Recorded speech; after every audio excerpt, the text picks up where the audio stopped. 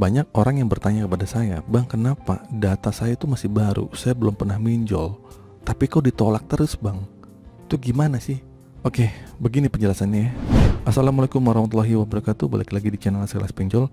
Channel ini akan membahas masalah seputar aplikasi pinjaman online, baik yang legal atau yang ilegal, permasalahan gagal bayar, dan berita-berita tentang masalahan berita pinjol. Gimana teman-teman, kabarnya sehat selalu ya untuk kita semua. Semoga kita diberi kemudahan dan kelancaran untuk melunasi hutang-hutang kita. Amin. Oke, saya akan menjawab nih pertanyaan kalian. Kenapa data kalian yang masih fresh, belum pernah minjol, itu ditolak terus gitu kan? Jadi begini teman-teman ya, pinjaman online emang ini menjadi salah satu jalan pintas ya untuk mendapatkan uang ya dengan cepat tanpa harus keluar rumah, tanpa harus menyiapkan jaminan. Paling simpel lah, pokoknya dari HP aja sudah cair. Tapi bagi pemula tentunya ini perlu diketahui nih terlebih dahulu mengenai apa itu pinjaman online, bagaimana cara mainnya, seperti apa resikonya. Kemudian pinjaman online itu juga terbagi dua bagian ya, ada yang ilegal sama yang legal. Buat kalian yang masih baru nih saya kasih tahu ya. Kalau kalian sudah memahami perbedaan antara pinjol ilegal sama legal, silakan Anda tentukan pinjol mana yang Anda pilih ya.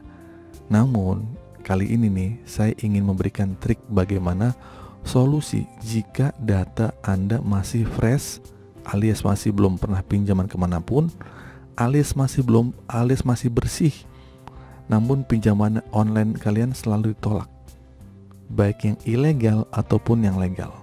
Oke, langsung saja nih saya jelaskan. Yang pertama, pastikan syarat wajib utama pinjaman online itu lengkap. Oke, yang pertama tentunya pastikan syarat wajib utama pinjaman online itu lengkap seperti KTP sama rekening yang aktif. Itu aja. Apa slip gaji, BPJS, NPWP itu tidak wajib. Memang untuk beberapa aplikasi pinjol memang membutuhkan verifikasi data terlebih dahulu ya. Namun kebanyakan aplikasi pinjol, apalagi pinjol ilegal, mereka itu sebenarnya nggak perlu ya mengutamakan itu. Yang mereka lihat adalah beberapa bagus riwayat pinjaman kita di aplikasi pinjol sebelumnya. Nah itu intinya. Jadi kalau kalian nggak pernah minjol, itu kadang susah. Kalau kalian di riwayat sebelumnya kalian susah, nggak pernah sama sekali, nggak ada riwayat sama sekali, itu kadang pinjol tuh malas ngasih kalian. Nah, lalu bagaimana nih bila ada aplikasi pinjol yang mengharuskan kita untuk menandakan slip gaji atau ID card kerja? Sebenarnya persyaratan itu bisa kita ganti ya dengan data lainnya seperti SIM, KK, atau kartu keluarga lah.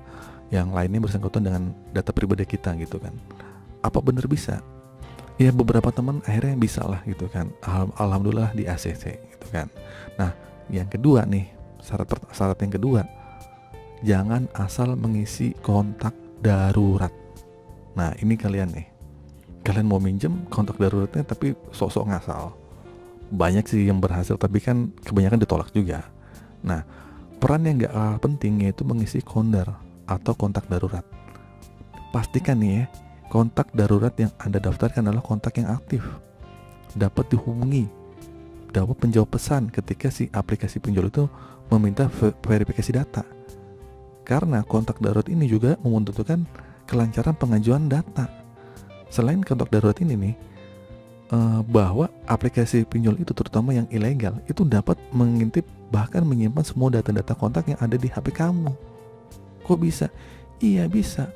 Mereka itu bisa melihat sampai menyimpan semua kontak yang ada ketika Anda memberikan izin untuk membaca kontak ketika Anda baru buka aplikasi itu gitu kan. Nah, bila kita menolak untuk memberikan izin tersebut, tentunya aplikasi tidak akan berjalan. Benar nggak? Jadi mau nggak mau, daftar kontak kita akan terbaca juga oleh mereka. Mereka lakukan itu untuk planning B.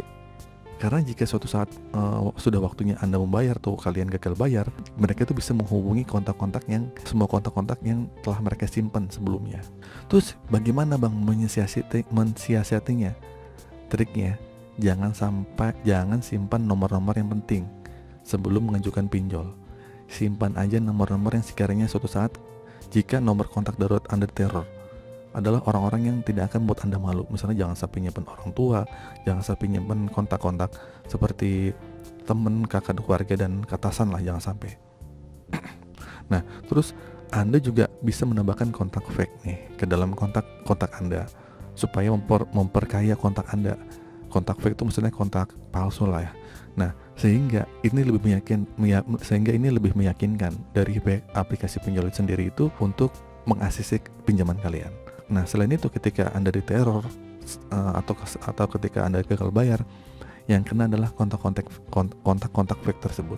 Terus gimana Bang untuk mendapatkan kontak fake? Nanti saya tulis di deskripsi ya. Kalian boleh klik lah link itu. Yang ketiga, perbaiki riwayat panggilan atau SMS Anda. Nah, salah satu yang aplikasi pinjol itu dinilai dari kelulusan pinjaman kita adalah daftar riwayat panggilan Anda, panggilan SMS kita. Karena jika riwayat panggilan SMS kita terdaftar aktivitasnya dengan daftar kontak kita, si analis aplikasi pinjol akan menilai bahwa data-data yang kita ajukan adalah real atau asli. Demikian juga sebaliknya. Jadi pastikan sebelum mengajukan pinjaman online, Anda bersihkan dulu tuh spam tawaran pinjol yang suka masuk melalui SMS. Karena dengan itulah si aplikasi pinjol akan menilai bahwa kita sudah melakukan beberapa pinjaman online di tempat lain gitu kan. Nah, ini kurang baik untuk penilaian pengajuan kita. Lalu bagaimana Bang solusinya? Ya, gunakan fake SMS atau fake call untuk memenuhi komunikasi kita lah. Dengan kedua aplikasi ini, Anda bisa memanipulasi lalu lintas komunikasi Anda.